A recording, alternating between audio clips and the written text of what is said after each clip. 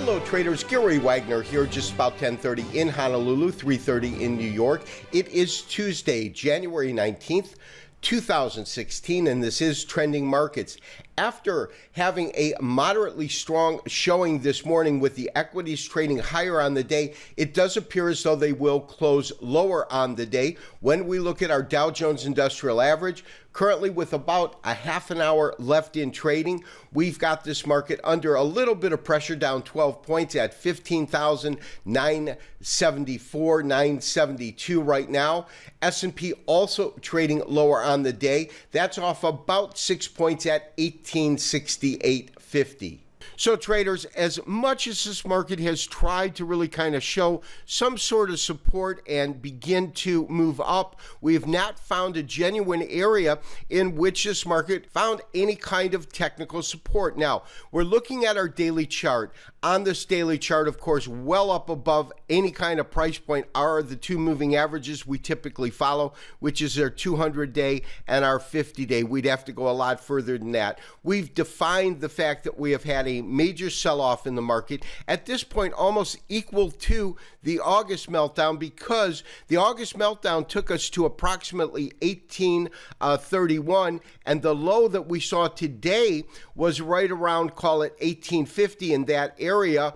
That would have been on Friday's trade activity. As I said yesterday, we were closed, so we're looking at this market right now having a low at around 1860. But as you can see, we've had very, very little activity in which we have not seen this market have a lower low on the day.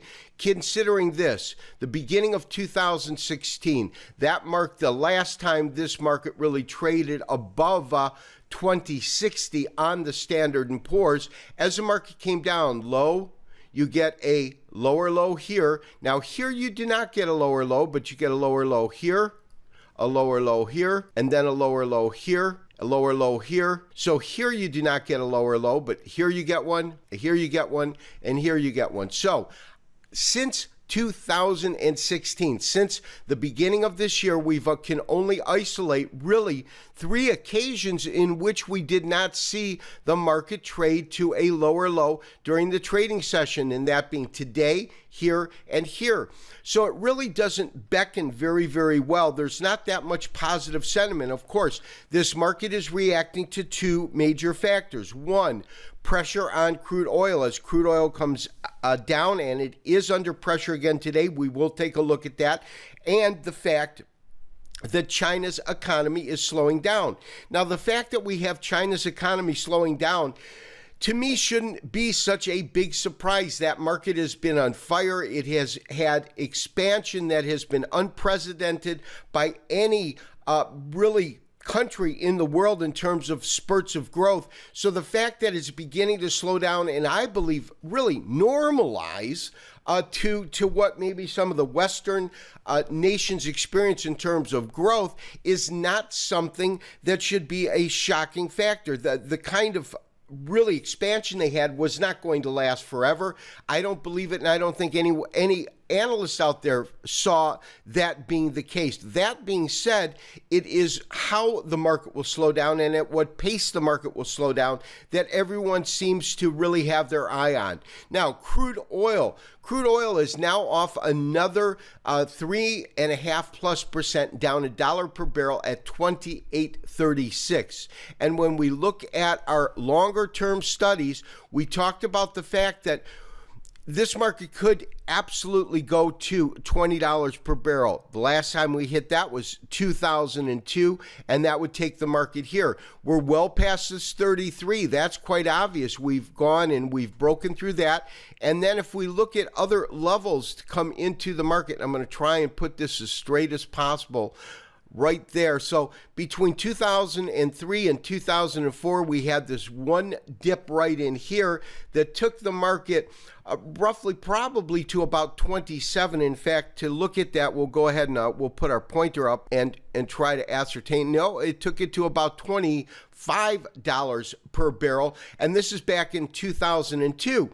So that is absolutely, I believe, a very, very logical place that this market could go to, which would easily be another $2 or $3 from where we're currently trading at. And traders, lastly, I do want to look at the dollar index, and dollar index is up, but up so slightly, 0.06% in terms of a net gain. So call it in essence unchanged on the day, 99.01, and we're pegging current resistance right now just above 100. I believe it's 147.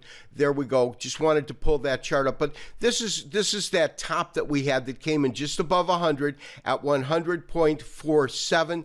That is our current level of resistance in the dollar. Support comes in at 99. To be exact, it is 98.90. Resistance in the euro, we don't have the upper level peg. We'd have to put in the 50% for that. But suffice it to say that support right now comes in at around 109, and we are at 109.08.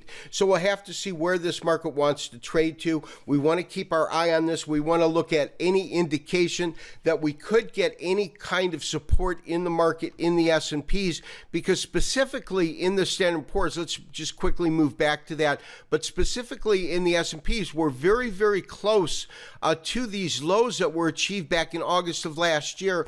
There's really no other area, because at this point, let me go ahead and pull up my pointer, but at this point on a low, we have taken out this area. So the question is, with this low taken out and the market closing above this, will this be the support area right where we're at right now? Or could it drift to 1831 and find support there? Because personally, I don't think the market is going to go lower than that. I think it will find support at one of these two areas. This has been Gary Wagner, wishing you, as always, good trading. We'll talk to you tomorrow for another Trending Markets. Bye-bye.